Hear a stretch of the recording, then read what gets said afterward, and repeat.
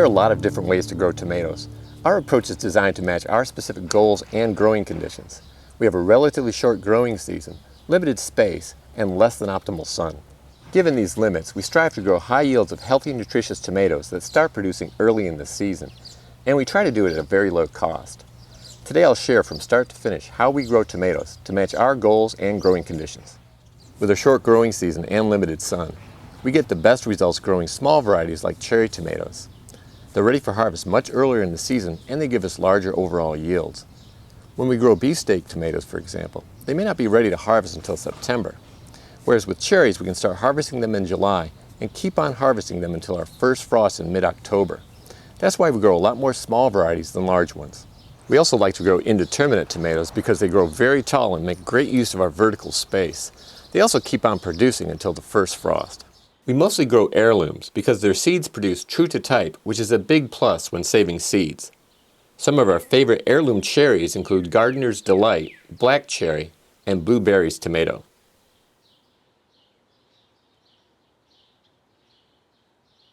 Though we prefer heirlooms, we also grow hybrid Sweet Million cherry tomatoes every year.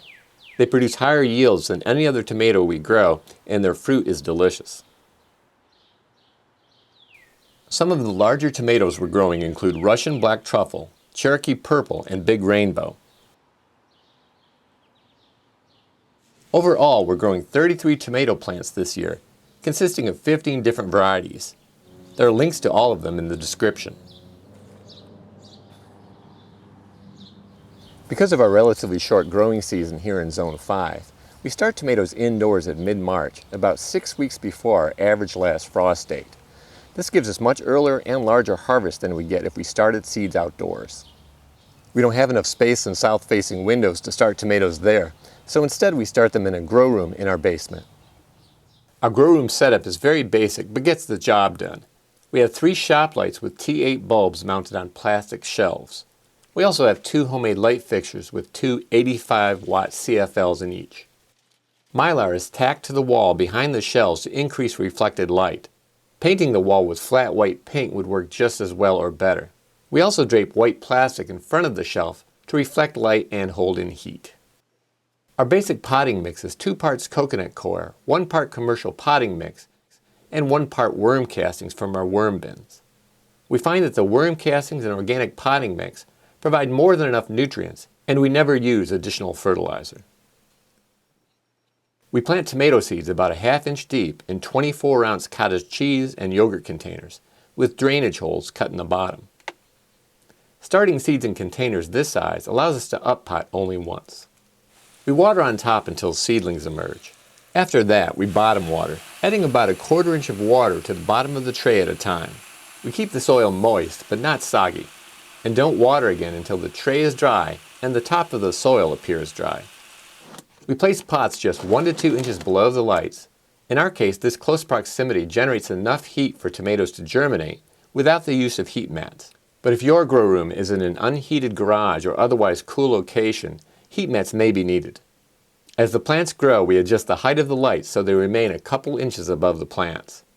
Keeping the lights close prevents plants from getting leggy. In mid-April, we transplant tomatoes into 1-gallon containers. We put 1 inch or more of soil at the bottom of the gallon pot and plant the tomato deep, removing branches as needed and leaving at least 6 to 8 inches of the plant above the soil. The big advantage of up-potting at least once before transplanting tomatoes into the garden is that it allows tomatoes to develop a more extensive root system because new roots grow all along the buried portion of the stem. Our tomatoes stay in the grow room until after our last frost date. And because tomatoes can be damaged by temperatures below 45 degrees Fahrenheit, we don't move them outside until nighttime temperatures in the extended forecast are mostly above 50. Then we gradually start acclimating our plants to outdoor conditions of sunlight, wind, rain, and temperature changes. This process is called hardening off, and it has to be done gradually to prevent damage to plants. We like to start hardening off tomatoes on a cloudy day or in the early evening when the sun is lower in the sky. We want the temperature to be above 50 degrees and the weather to be mild. On the first day, we put the plants in a shady spot for just a few hours and then bring them back inside. Over the course of the next 7 to 10 days, we gradually move the plants out of the shade and into the sun. We also leave them outside longer and longer. In our garden, weather permitting, tomatoes can usually handle being outside in partial shade all day by the 4th day. So if we start Friday evening, they can be left outside all day on Monday. After that, we don't bring them inside unless the temperature dips below the upper 40s at night, or there are extreme weather conditions like very strong winds or hail. After 7 to 10 days, weather permitting, the plants are in full sun around the clock. We keep plants well watered during the entire hardening off process. Of course, the weather doesn't always cooperate. This year, based on the forecast, we started hardening off tomatoes on May 6th, but soon temperatures were dipping down close to freezing. As a result, we had to bring plants back into the house more often than we usually do, and the hardening off process took 15 days instead of just 7 to 10.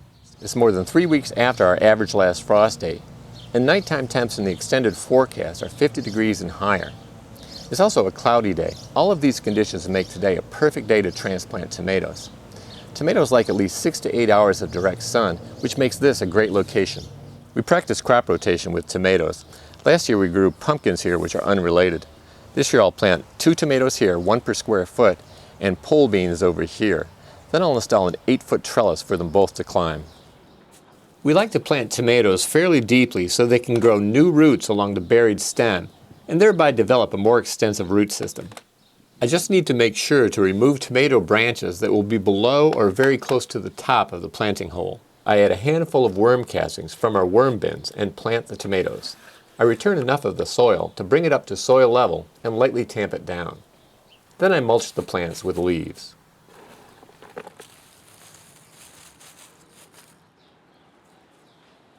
I then install the trellis, which is on the north side of the bed to minimize shading. All of the plants in front of the trellis are much shorter than indeterminate tomatoes, so the tomatoes will get plenty of sun.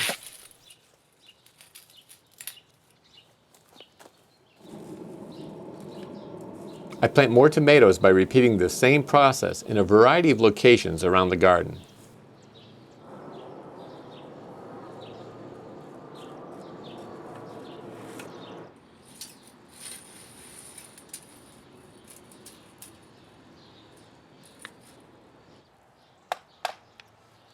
In addition to planting tomatoes on trellises on the north side of garden beds, I find nooks and crannies all over the garden where I can plant individual tomatoes. Later I'll push 1/2-inch EMT electrical conduit into the ground near the tomato to act as a trellis. I'll tie the plant to the conduit with garden tape as it grows. To increase yields per square foot, we prune the suckers on our indeterminate tomatoes, and we plant them very intensively, just 1 per square foot along the length of our trellis. This is something I wouldn't do if we had a larger garden, but it makes sense for us since we have a goal of growing as much as we can in a small space. Pruning suckers actually reduces yields per plant, but allows us to grow far more plants in a given area, which increases yields per square foot. And with a footprint of only 1 square foot, we can find locations all over the garden where we can squeeze in a pruned plant, but couldn't possibly grow an unpruned plant, which takes up about 4 square feet. Suckers grow at the intersection of the stem and a branch. If not pruned on indeterminate plants, they become another main stem with branches, flowers, fruit, and more suckers of their own, resulting in a much more bushy plants. Suckers, however, should not be pruned on determinate plants. At the peak of the growing season, it takes about a minute per plant to remove suckers each week. So if we're growing 30 plants, it takes just 30 minutes per week. Another key to maximizing yields is to grow vertically. I refer to this as cubic foot gardening instead of square foot gardening. And needless to say, we can grow a lot more vertically than we could if we allowed the plants to sprawl all over the garden. We train tomatoes up our trellises by gently weaving them through the squares. We also tie them off as needed with garden tape or fabric and top the plants off when they reach the top of the trellis by cutting the main stem.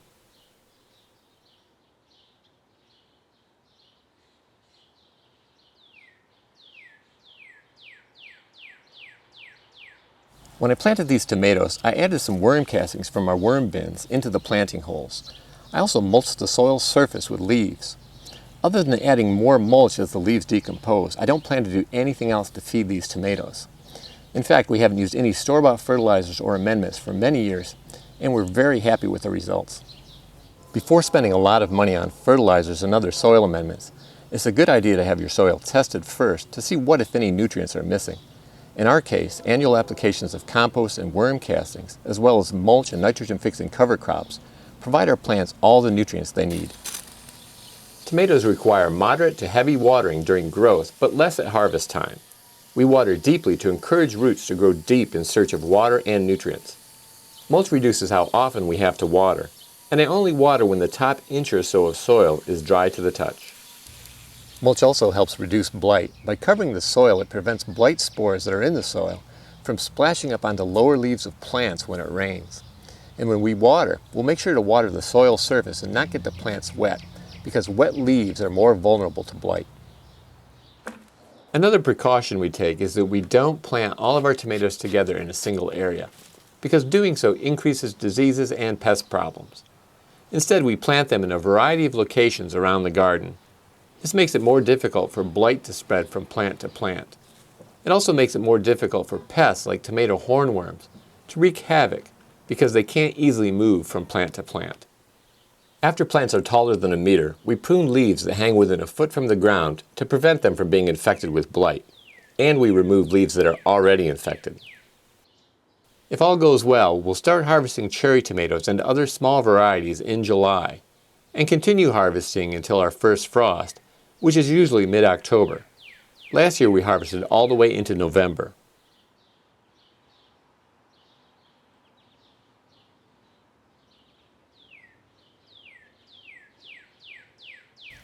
Another great thing about tomatoes is that their seeds are easy to save, and heirloom seeds produce true to type.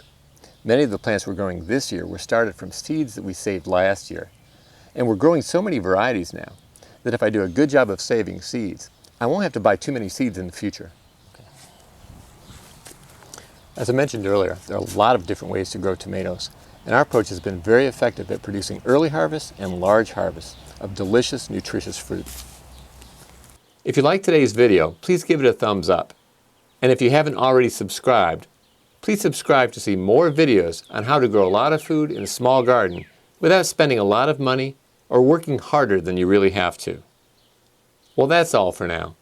Thank you very much for watching. And until next time, remember, you can change the world one yard at a time.